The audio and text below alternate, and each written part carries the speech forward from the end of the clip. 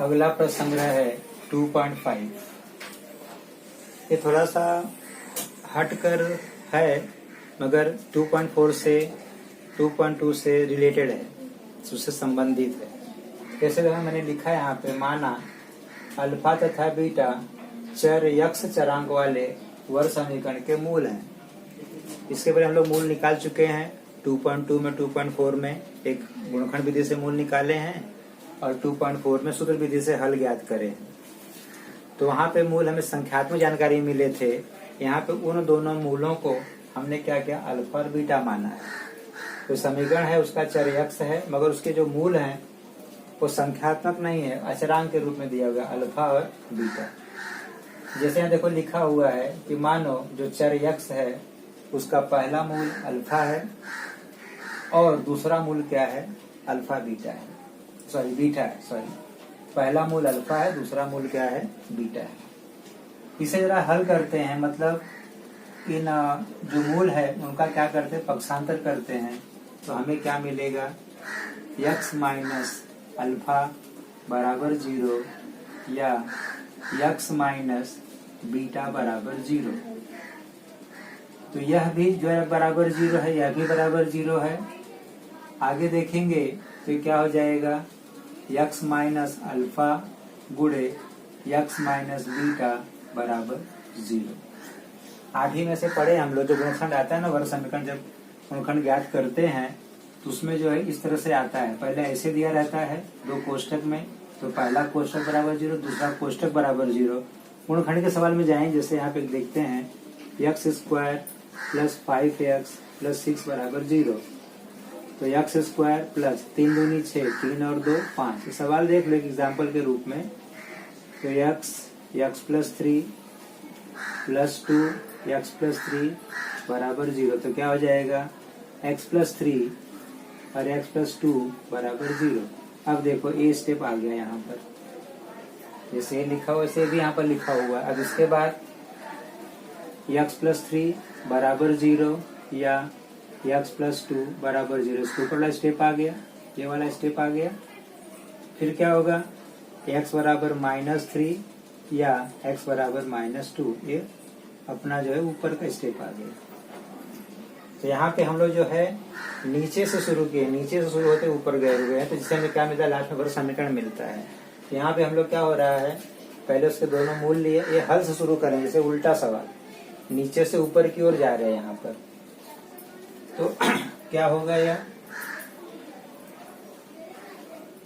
इसको हल करो, यानी पहले x का गुणा करो इसके अंदर, इसका हमें क्या मिलेगा, वर्ग समीकरण मिलेगा। क्या मिलेगा वर्ग समीकरण में, यक्स पहली संख्या है तो सूत्र क्या है, पहली संख्या का वर्ग माइनस दूसरी संख्याओं का योगफल अल्फा प्लस बीटा गुणे चर प्लस अल्फा गुणे बीटा बराबर 0। यह हमारा क्या है, एक वर्ग समीकरण हो। यदि किसी दिए गए समीकरण के 2 मूल अल्फा और बीटा होंगे तो उसका वर्ग समीकरण हम लोग इस प्रकार से बनाएंगे। मतलब अल्फा और बीटा मूल की सहायता से, मूल जैसे -2, इसकी सहायता से फिर हम चाहे तो वर्ग समीकरण प्राप्त कर सकते हैं। उसी प्रकार यहाँ पे जो अल्फा और बीटा है इसकी सहायता से फिर से हम लोग क्या कर सकते हैं, वर्ग समीकरण ज्ञात कर सकते हैं। इसे हम लोग कहते हैं अपेक्षित वर्ग समीकरण। ओके, चलिए, ये आपके बुक में पेज नंबर 48 पे दिया हुआ है। टेक्स्ट बुक में पेज नंबर 48 पे दिया गया, आप देख सकते हो अपनी किताब में। अब इसे के आधार पे एक और चीज है कि जैसे पहले लोगों ने 20 पर माइनस 4ac का मान ज्ञात किए थे। यदि मान लो b स्क्वायर माइनस 4ac के मान के लिए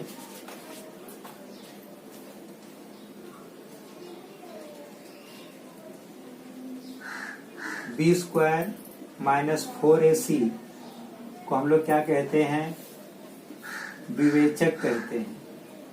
और इसे हम लोग चिन्ह डेल्टा डेल्टा के द्वारा क्या करते हैं, प्रदर्शित करते हैं। डेल्टा के द्वारा प्रदर्शित करते हैं, अर्थात डेल्टा बराबर क्या होता है, बी स्क्वायर माइनस 4ac।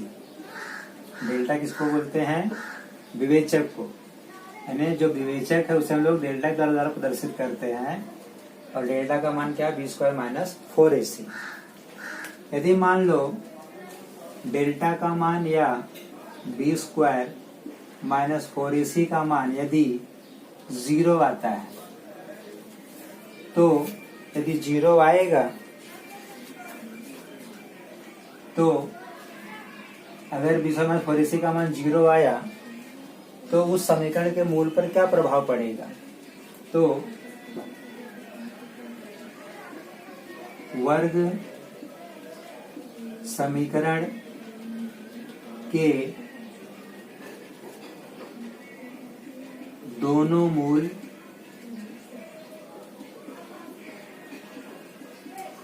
वास्तविक, इसको रोकना, तो क्या होंगे, समान होंगे। दूसरा, डेल्टा यानी बी स्क्वायर माइनस 4ac बराबर जैसे 5 लिखा है,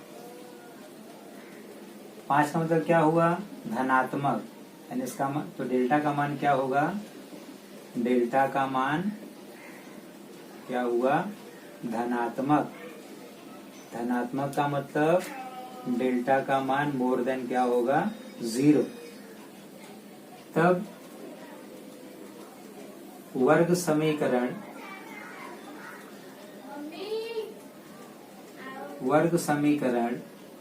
के दोनों मूल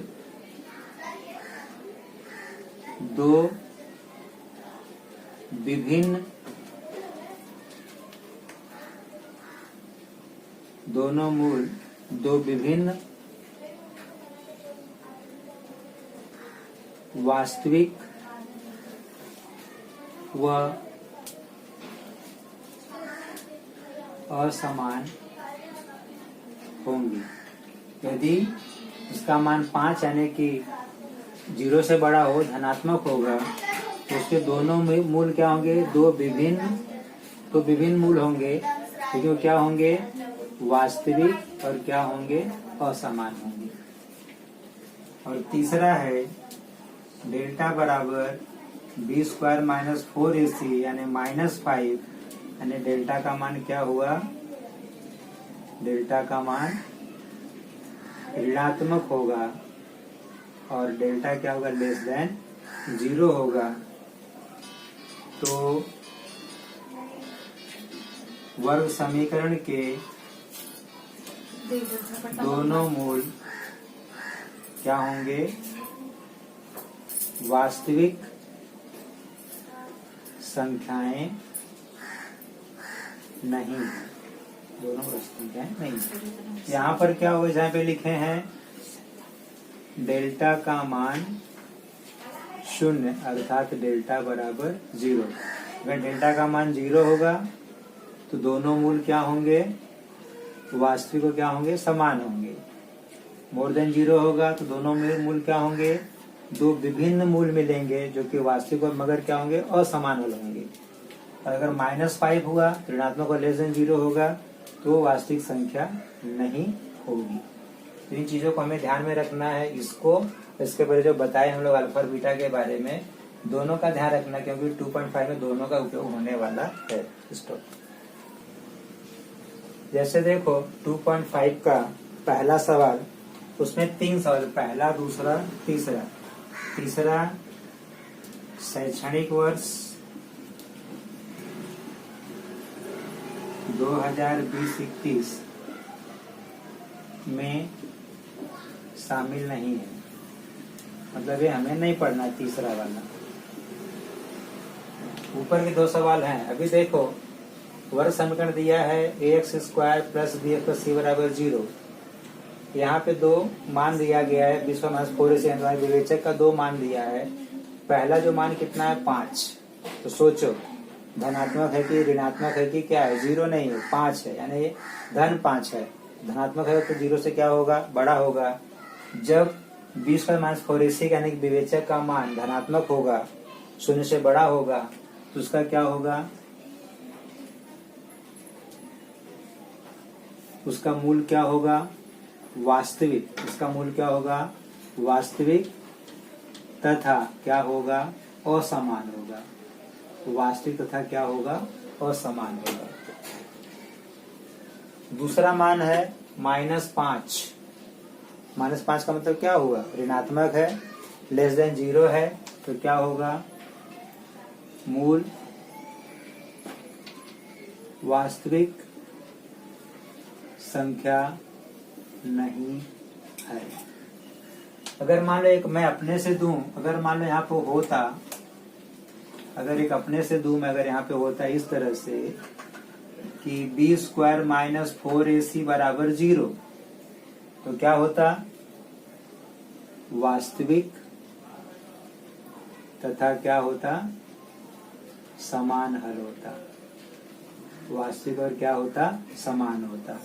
यहाँ पे देखो तीनों कंडीशन अपना आ गया कि अगर विवेचक का मान धनात्मक होगा तो उसका मूल क्या होगा, वास्तविक, मगर क्या होगा, असमान मूल होगा। अगर -5 ऋणात्मक है तो क्या होगा, वास्तविक संख्या नहीं है, बस इतना। और तीसरा अगर 0 अगर दिया रहेगा तो क्या लिखो, वास्तविक और क्या होगा, समान हल होगा। 2 समान हल होगा, 2 समान, असमान लिखो या विभिन्न लिखो, असमान लिखो या क्या लिखो, किताब में विभिन्न लिखा हुआ है, असमान लिखोगे तो भी चलेगा। असमान या विभिन्न हल है, ये वो हमारा पहला।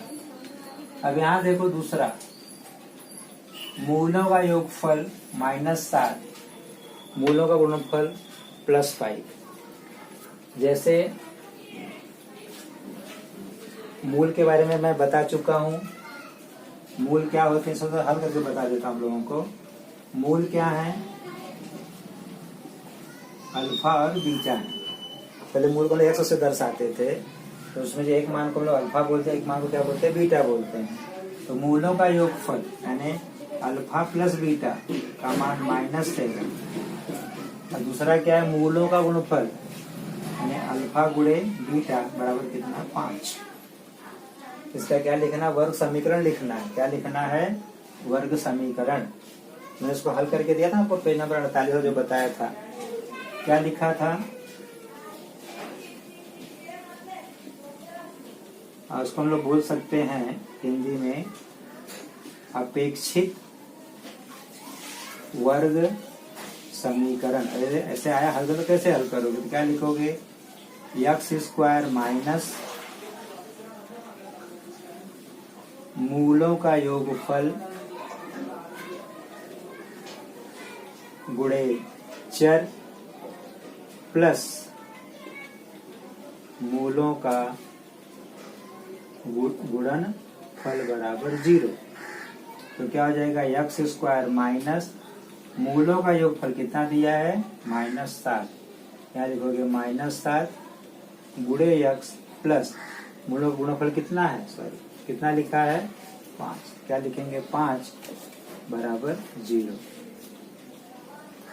अब देखो x, इसलिए क्या हो जाएगा, x² minus minus plus 7x plus 5 बराबर 0। ये हमारा हो गया वर्ग समीकरण। तो यहाँ पे क्या लिखेंगे, x² माइनस 7x प्लस 5 बराबर 0। तो गलत कैसे होगा, चलो देखिए यहाँ पे क्या, x² प्लस 7x प्लस 5 बराबर 0, ये समीकरण यहाँ पर आएगा, यहाँ पे प्लस होगा, ये प्लस बंद कर या इस तरह से अपना 2.5 का पहला सम हुआ रिक्त स्थान वाला। इसको मैंने आपको बताया वो हल करके, क्योंकि आगे भी हमें हल करने के लिए ऐसा समझ मिलेगा जो है। ओके, चलिए 2.5 का सेकंड सम देखिए, विवेचक यानी डेल्टा का मान ज्ञात करो। जैसे भी देखे हम लोग विवेचक का मान कैसे ज्ञात करेंगे, डेल्टा का मान b² माइनस 4ac, यानी किसका मान चाहिए हमको, a, b और c, ये तीनों का मान निकालना पड़ेगा। ये तीनों का मान निकालने क्या करना पड़ेगा, पहले तुलना करनी पड़ेगी किससे, वर्ग समीकरण के मानक स्वरूप से। यहाँ पे देखो सवाल लिखा हुआ है, यहाँ पे लिखेंगे ax² plus bx plus c बराबर 0 से तुलना करने पर क्या होगा, a का मान 1, b का मान 7 और c का मान -3। चूंकि डिवीजन मतलब डेल्टा, डेल्टा बराबर b² माइनस 4ac। b² का मान क्या, b का मान 7 यानी 7 का स्क्वायर, 4 गुणे a का मान 1 और c का मान -1, तो 7 का वर्ग 49, यहाँ माइनस माइनस प्लस, 4 1 का 4, डेल्टा का मान कितना हो गया 53 यानी कि 53। यहाँ पे सिर्फ हमें मान ही ज्ञात करना है, बाकी कुछ नहीं। यहाँ जो है प्रोसीजर है, तुलना करेंगे ax² plus bx plus c बराबर 0 से तुलना करने पर a का मान करड़ी में 2, b का मान 4 और c का मान 2 करड़ी में 2। फिर विवेचन में डेल्टा, डेल्टा बराबर b² माइनस 4ac, तो b का स्क्वायर, तो b का मान कितना 4, अर्थात 4 का स्क्वायर हो गया, माइनस 4 गुणे करड़ी में 2 गुणे 2 करड़ी में 2, 4 का वर्ग 16, यहाँ पे एक ही माइनस है, आगे माइनस कोई नहीं तो माइनस का माइनस ही रहेगा। कोष्टक के बाहर कौन है, 4 और 2, तो लिखने के लिए आप ऐसा थोड़ा सा बढ़ेगा आपका सवाल, लेकिन थोड़ा सा तुम्हें समझने में आसानी रहेगी। 4 और 2, तो 4 गुणे 2, करड़ी में 2 करड़ी में 2, तो 16 माइनस 4 दूनी 8 गुणे करड़ी में 2 करड़ी में 2 करड़ी में 4, तो 4 का वर्गमूल 2। ऐसा भी समझो, जब एक ही संख्या 2 बार करड़ी में लिखी जाती है तो उसका वर्ग माना जाता है और उसका वर्गमूल आ जाता है, मतलब करनी हट जाती है। तो 16 माइनस 16 और डेल्टा का मान क्या आ जाएगा 0। इस तरह से आपका सवाल हल होता है। ओके, चलिए बंद। अगला सवाल देखो तीसरा, इसमें क्या है, विवेचक के मान के आधार पर, विवेचक के मान के आधार पर वर्ग समीकरणों का मूल निश्चित करो। मूल निश्चित करो का मतलब क्या हो गया, वही जो विवेचक का मान डेल्टा का मान है वह 0 आ रहा है कि 0 से बड़ा आ रहा है, क्या 0 से छोटा हो रहा है, समझे कि नहीं। यानी कि डेल्टा का मान लेस देन 0 है, मोर देन 0 या इक्वल टू 0 है, तो उसके आधार पर उसके हम लोग मूल की संकल्पना को निश्चित करेंगे। जैसे हम देखो तो जिसका मान डेल्टा का मान, मतलब डेल्टा माने क्या हो गया b² माइनस 4ac, यानी कि हमें इसी का मान ज्ञात करना है। तो फिर इसकी क्या करेंगे, तुलना करेंगे। ax² plus bx plus c बराबर 0 से तुलना करने पर a का मान 1, b का मान -4, c का मान 4। लिखेंगे चूंकि डेल्टा बराबर b² minus 4ac, b², b का मान कितना -4, 4 गुणे a का मान 1, c का मान कितना 4, -4 का वर्ग 16, -4 चौक 16, डेल्टा बराबर 0, डेल्टा बराबर 0। तो यहाँ पे लिखोगे, इसलिए 0 आया है तो क्या होगा, कितना हल होगा, दिए गए वर्ग समीकरण के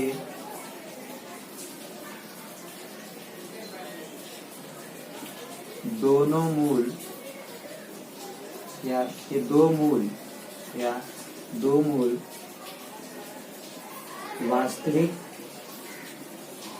तथा क्या होंगे, समान होंगे।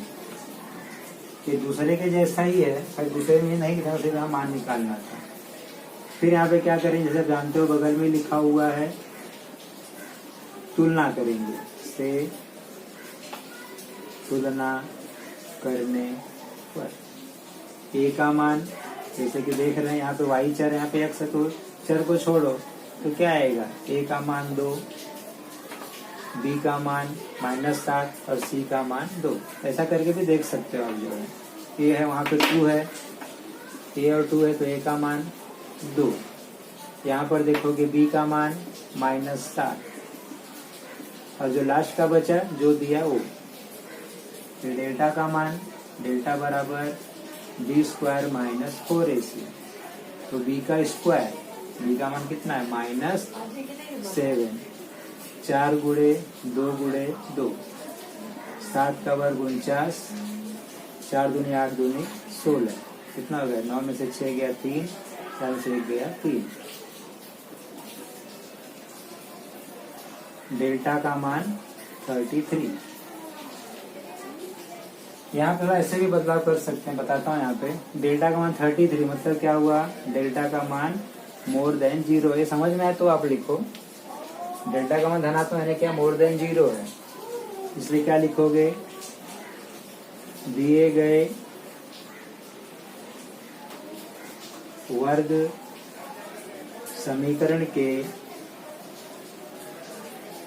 दो मूल क्या होंगे, वास्तविक तथा क्या होंगे, विभिन्न होंगे। अगर आपको कन्फर्म है तो इसको लिखो, और यहाँ पे लिखने ऐसा लिख सकते हैं, चूंकि डेल्टा बराबर 0, इसलिए ऐसा लिख सकते हैं। ओके, यहाँ पर आपका 2.5 का थर्ड सम कंप्लीट होता है। चौथा और आगे का सवाल जो है अगले वीडियो में आएगा। Thank you.